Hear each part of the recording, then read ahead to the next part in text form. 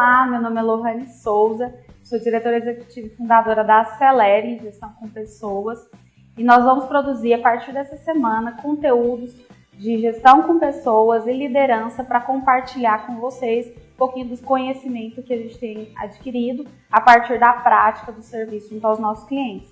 Hoje o primeiro conteúdo é sobre recrutamento e seleção e a gente vai trazer primeiro alguns dados para mostrar a relevância da área de recrutamento e seleção dentro de uma empresa. Um analista fazendo processos seletivos, ele gasta em média 50 horas para fazer um processo seletivo. Se ele ganhar R$2.000, isso equivale a R$800 em média por recrutamento e seleção. Fora a hora do gestor que tem que abrir e acompanhar a vaga. E se esse colaborador ele não ficar na empresa em um ano, se ele pedir demissão ou se ele for demitido no período de um ano, isso onera em até 2 salários para a empresa.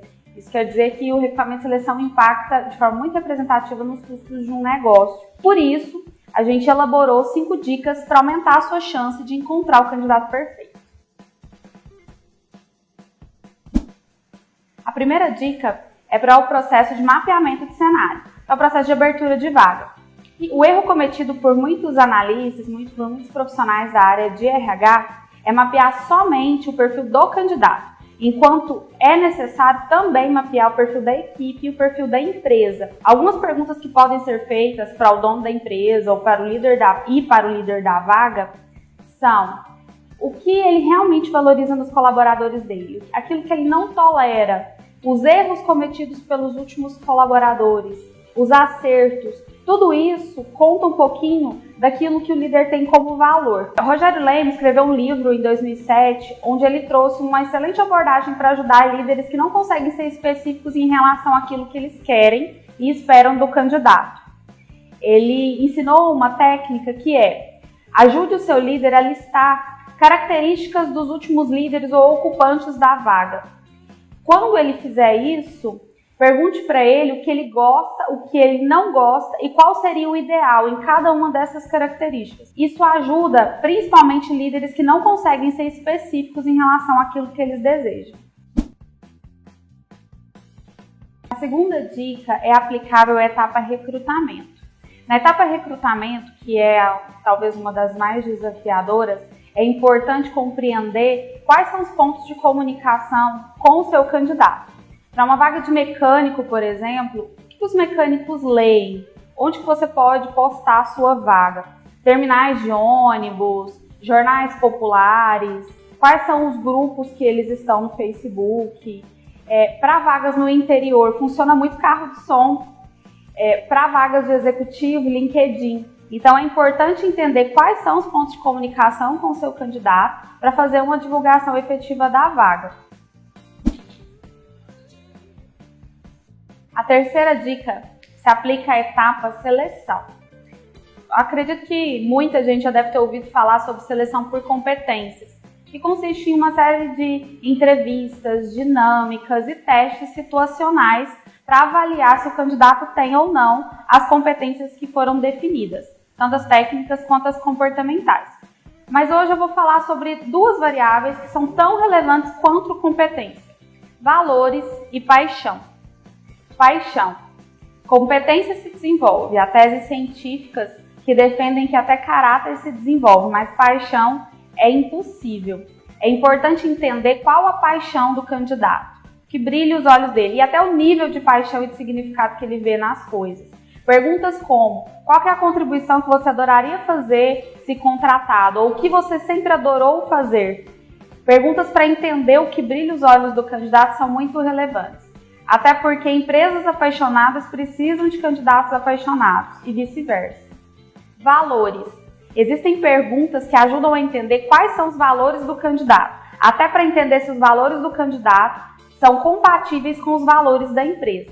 Perguntas como: o que você mais valorizava no seu último emprego? O que você mudaria? O que você não gostava? Há um tempo eu entrevistei um candidato a gestor e perguntei para ele o que ele mudaria na última empresa que ele tinha trabalhado. E ele me disse que ele levaria, se ele pudesse mudar alguma coisa, o gestor dele seria mais honesto, que ele valorizava muito a honestidade. que ele mudaria, né, esse comportamento. Só que essa pessoa ficou na empresa 8 anos, ou seja, honestidade é um valor para ela, mas ela não consegue priorizar isso em relação a outros valores, como, por exemplo, sustentar a família. Então é importante a avaliação dos valores, tanto quanto é importante a avaliação das competências. Existe um teste que avalia valores, na verdade ele utiliza a linguagem virtudes, acaba sendo correspondente a valores, que é o Via Character. A gente utiliza ele na Acelere e super indicamos. O site é em inglês, mas basta um pouquinho de força de vontade para fazer o teste. A quarta dica se aplica à etapa checagem de referências, que é uma etapa muitas vezes negligenciada no processo de seleção, até porque é uma etapa desafiadora. Primeiro, porque você tem que pegar referência com quem realmente consegue falar sobre o perfil do candidato, sobre o que ele fez, e nem sempre você consegue isso, dado o turnover nas empresas. Então, às vezes o gestor já saiu, você só consegue falar com o RH, e o RH vai te dar uma referência, não há nada que desabone, que não te ajuda, só confirma a data de entrada, saída e cargo, que não ajuda muito. O segundo desafio é que quando você consegue o número de um líder, de alguém que consegue realmente dar referência do candidato, é difícil ter certeza se a pessoa que está emitindo a referência realmente trabalhou com o candidato. Isso porque às vezes você tem que ligar em celular. Então, o que a gente faz hoje é, a gente liga no RH da empresa, a gente tenta pegar o número do profissional que saiu, que trabalhou. Se a gente não consegue, tem que pegar esse número via candidato, a gente já chegou a pedir para o candidato, para a gente falar com ele via filmagem, em WhatsApp, e pedir para ele passar para a gente o perfil do LinkedIn para que a gente cheque se ele é ele mesmo. Então, todo cuidado é pouco nessa etapa, que é uma etapa muito valiosa, porque referências fidedignas em relação ao candidato traz uma tranquilidade muito maior. A quinta dica, ela se aplica à etapa parecer técnico, que é a finalização do processo seletivo, é ligar os pontos. É importante que nessa etapa você tenha pelo menos 4 fontes de informação e que você vá cruzando os pontos mesmo. Quais são as características que aparecem numa etapa, que também aparecem na outra, até que você tenha uma lista de pontos positivos e pontos de atenção de cada candidato. Então é isso, espero que as nossas 5 dicas tenham sido úteis.